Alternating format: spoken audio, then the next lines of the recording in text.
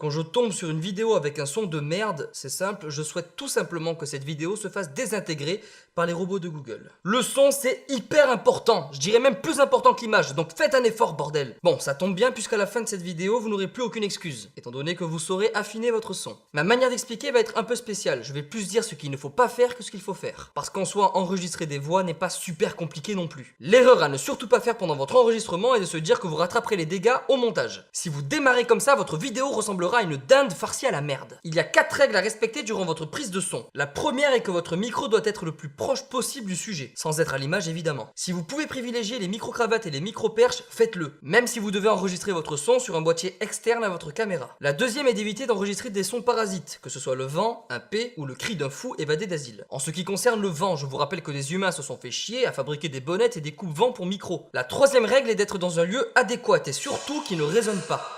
Alors arrêtez de chercher sur internet comment on supprime un écho au montage, ça n'est pas possible, c'est trop tard, votre vidéo ressemble déjà à une dinde farcie à la merde. Et enfin, la quatrième règle est que le son ne doit jamais saturer.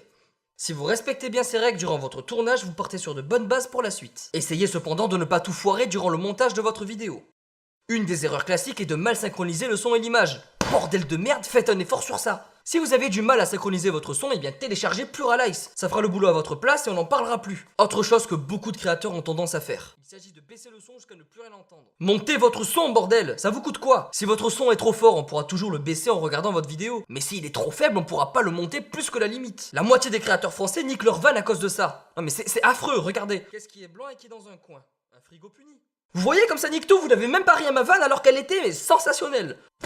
Si vous montez votre vidéo la nuit, vous allez avoir l'impression que le son de votre vidéo sonne hyper fort. Votre réflexe est donc de baisser le son de votre montage. Félicitations, vous venez d'anéantir le potentiel de votre vidéo. Si je peux vous conseiller quelque chose, c'est de baisser d'un quart le volume de votre ordinateur lorsque vous montez la nuit. Et le problème sera réglé. Essayez, vous allez voir. Il y a un élément qui est notre pire ennemi lorsqu'on enregistre du son. C'est ce qu'on appelle le bruit. La première chose à faire pour éviter ce bruit, c'est d'enregistrer votre son en mode manuel et pas en automatique. Si vous êtes en automatique, votre bruit ne sera pas constant et donc lorsque vous allez arrêter de parler,